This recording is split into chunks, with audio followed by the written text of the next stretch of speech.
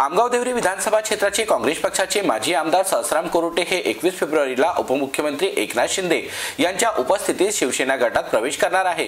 देवरी येथे हा प्रवेश सोहळा पार पडणार असल्याची माहिती माजी आमदार सहस्राम कोरोटे यांनी पत्रपरिषदेत दिली आहे। यावेळी त्यांच्या सोबत माजी आमदार मनोहर चंद्रिकापुरे, शिवसेना जिल्हा प्रमुख सुरेंद्र नायडू, मुकेश शिवहरे, युवा नेते डॉक्टर सुगत चंद्रिकापुरे हे उपस्थित होते।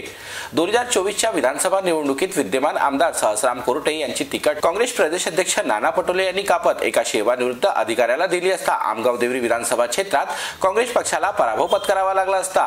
निवडणुकीच्या तोंडावर तिकीट कापली गेल्याने सहस्राम कोरोटे यांनी पक्षश्रेष्ठीकडे नाराजी व्यक्त केली आणि तिकीट वाटपात काँग्रेस प्रदेश अध्यक्ष नाना पटोले यांनी घोळ केल्यामुळे राज्यात काँग्रेस पक्षाची सरकार येऊ शकली नसल्याचा आरोप माजी आमदार सहस्राम कोरोटे यांनी केला असून उपमुख्यमंत्री एकनाथ शिंदे यांच्या कार्यशैलीवर विश्वास व्यक्त करत एकनाथ शिंदे यांच्या शिवसेना गटात देवरी येथे आयोजित कार्यक्रमात शिवसेनेत प्रवेश करणार असल्याची माहिती सहस्राम कोरोटे यांनी दिली आहे। 21 फेब्रुवारीला देवरी इथं क्रीडा मैदानावर ठीक 1 वाजता माझा पक्ष प्रवेश होणार आहे आणि त्या माझ्या पक्ष प्रवेशाच्या कार्यक्रमाला आदरणीय महाराष्ट्राचे पूर्व मुख्यमंत्री आणि आताचे उपमुख्यमंत्री सन्माननीय एकनाथराव शिंदे साहेब त्या ठिकाणी प्रामुख्याने त्यांच्या उपस्थिती मी पक्ष प्रवेश करणार आहे।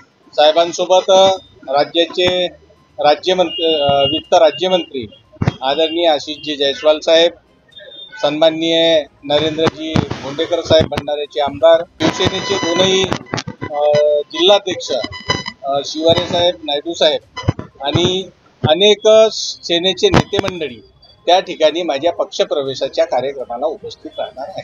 तर 9 फेब्रुवारीला अर्जुनी मोरगाव विधानसभा क्षेत्राचे राष्ट्रवादी काँग्रेस पक्षाचे माजी आमदार मनोहर चंद्रिकापुरे यांनी उपमुख्यमंत्री एकनाथ शिंदे यांच्या उपस्थितीत मुंबई येथे आपल्या मुलासह प्रवेश केला होता।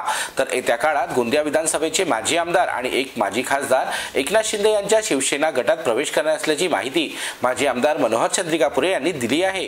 त्यामुळे येत्या काळात नाना पटोले यांना गोंदिया जिल्ह्यात मोठा धक्का बसणार आहे।